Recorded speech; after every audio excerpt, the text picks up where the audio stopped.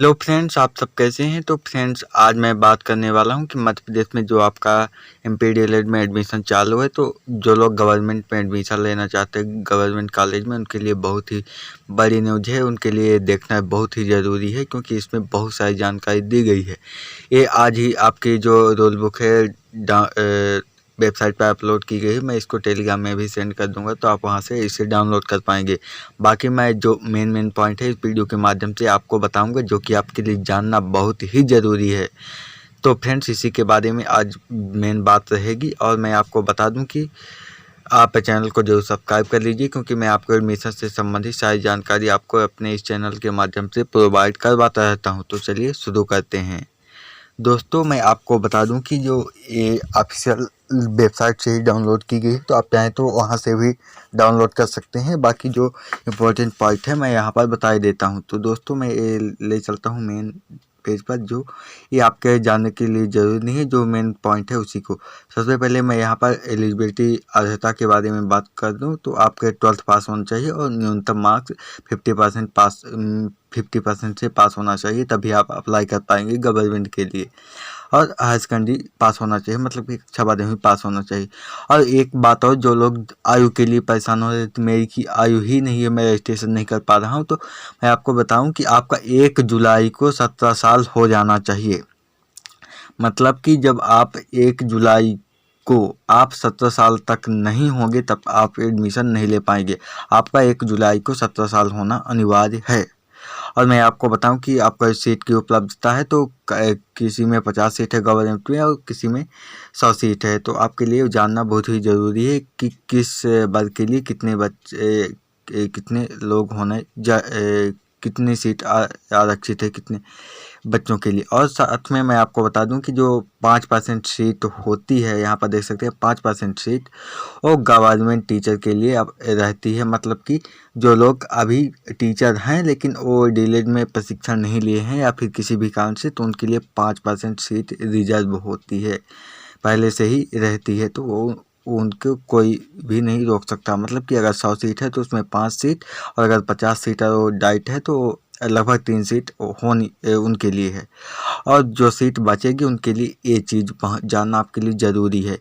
मतलब कि आपका जो, जैसे मान लीजिए कि एक यहाँ पर संस्थान में उपलब्ध कितनी सीट है, और यहाँ पर जीव विज्ञान और गणित के लिए कितनी सीट है, कला संकाय के लिए और शेष संकाय के लिए कितनी सीट है। तो दोस्तों, मैं आपको बताऊं कि जैसे मतलब कि अगर आपका 50 सीटर डाइट है, तो आपका 40% जो है तो सिर्फ साइंस वालों का, मतलब साइंस और मैथ दोनों मिला करके, तो आपका साइंस वालों के लिए हो जाएगा। मतलब कि अगर 50 सीट है तो 20 सीट आपकी साइंस और मैथ वाले के लिए हो जाएगी, और 20 सीट आपका कला संकाय वालों की हो जाएगी, मतलब कि 40%। और जो 10 सीट बचेगी वो शेष संकाय, जैसे कि कॉमर्स हो गया, एग्रीकल्चर हो गया आदि के लिए, इनके लिए हो जाएगी, है ना। तो अब ये आप समझ गए। और मैं आपको बताऊं कि अगर आपकी डाइट 100 सीटर है, तो 100 सीटर में 40% मतलब कि 40 जो सीट है वो गणित और विज्ञान वालों के लिए हो जाएगी। और जो 40 सीट और बचेगी वो हो जाएगी कला संकाय वालों की, आर्ट वालों के लिए। और जो 20 सीट बचेगी वो हो जाएगी अन्य संकाय वालों की, जैसे कि कॉमर्स हो गया, एग्रीकल्चर जो भी होगा तो उनके लिए हो जाएगी। ठीक, आप समझ गए। और मैं यहाँ पर 150 सीट किसी डाइट में है ही नहीं, तो उसके बारे में कोई बात करने की ज़रूरत भी नहीं है। मैंने यहाँ पर सीट का वितरण आपको बता दिया है, अच्छे से आप समझ लीजिए। और यहाँ पर जैसे मान लीजिए कि कई सारे जिलों में डाइट है ही नहीं। यहाँ पर देख रहे हैं कि डाइट विहीन जिलों के लिए संबद्धता डाइट के लिए का विवरण यहाँ पर देख लीजिए, जैसे कि बुरहानपुर, अशोकनगर, अनूपपुर, श्योपुर कला, झाबुआ, सिंगरौली, आगरमालवा, निवाड़ी, इन जिलों में डाइट नहीं है। तो इन जिलों के बच्चे कहाँ पढ़ेंगे, तो इन जिलों की डाइट में पढ़ेंगे। जैसे कि बुरहानपुर वाले खंडवा में, अशोकनगर वाले बजरंगगढ़ मतलब कि गुना में, अनूपपुर वाले शहडोल, श्योपुर कला वाले मुरैना, झाबुआ वाले अलीराजपुर, सिंगरौली वाले सीधी, और आगरमालवा वाले शाजापुर, निवाड़ी वाले कुंडेश्वर टीकमगढ़। दोस्तों, मैं आपको एक बात और बता दूं कि अगर आप किसी दूसरे ज़िले में हैं, तो आपका अगर थोड़ा कम परसेंट है, तो आप इन ज़िलों में एडमिशन लेने से अप्लाई करने से बचें, क्योंकि इन ज़िलों में जैसे 2 ज़िलों के हो जाएंगे तो मेरिट बहुत ही हाई जाती है, तो आप इन ज़िलों में एडमिशन लेने से बचें। आप ये समझ गए हैं, तो चलिए अब यहाँ पर आरक्षण के लिए समझ लेते हैं। तो आरक्षण के लिए वैसे कोई खास तो नहीं है, लेकिन एक जो मेन बात है तो 50% महिलाओं के लिए आरक्षित है सभी सीट, चाहे साइंस हो मैथ हो, उनके लिए उससे कोई मतलब नहीं। आपकी डाइट में 50% जो सीट है वो महिलाओं के लिए ही रिजर्व है। तो आप ध्यान रखिए, अगर आप महिला हैं तो आपके लिए थोड़ा ज़्यादा चांसेस है कि आपका कम परसेंट में भी हो सकता है। तो अगर आप महिला हैं तो आपके लिए ज़्यादा चांसेस है कि आपका डाइट मिल जाए, गवर्नमेंट कॉलेज मिल जाए, क्योंकि गवर्नमेंट कॉलेज आपके लिए बहुत ही फ़ायदेमंद होती है, आप बहुत ही कम फीस में हो जाता है। तो फ्रेंड्स, आप समझ गए होंगे कि 50% महिलाओं के लिए आरक्षित है। तो अगर आप महिला हैं तो ज़रूर डाइट में अप्लाई कीजिए, लेकिन बहुत ही कम नहीं जाता है कि अगर आपका 50% 55% है तो आपका हो जाएगा, ऐसे नहीं हो जाता। लेकिन हाँ, थोड़ा चांसेस ज़्यादा रहते हैं पुरुषों के मुकाबले। यहाँ पर जांच प्रमाण पत्र की बात की है, अन्य राज्यों के लिए बच्चे भी अप्लाई कर सकते हैं, तो मध्य प्रदेश वालों के लिए थोड़ा छूट रहता है। यहाँ पर देख सकते हैं, आप पढ़ लीजिएगा, मैं इसको आप देख लीजिएगा। यहाँ पर डीएलएड का पाठ्यक्रम ये देख सकते हैं, बाकी ज़्यादा ज़रूरत नहीं है। यहाँ पर शुल्क के बारे में है कि आपका शुल्क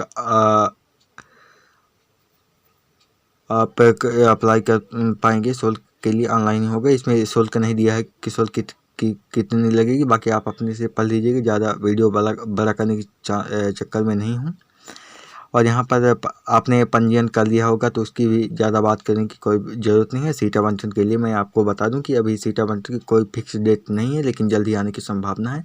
और जो मेरिट लिस्ट बनती है कक्षा 12वीं के मार्क्स के अनुसार बनती है, तो अगर आपका मार्क्स अच्छे हैं तो आपके नंबर आने चांसेस ज़्यादा है। मैं ये बताऊं कि सिर्फ गवर्नमेंट कॉलेज के लिए बता रहा हूँ, प्राइवेट के नहीं। प्राइवेट के जल्द ही नेक्स्ट वीडियो में मैं आपको बताऊँगा। और यहाँ पर संस्थान की प्राथमिकता मतलब कि इससे ज़्यादा मतलब नहीं है।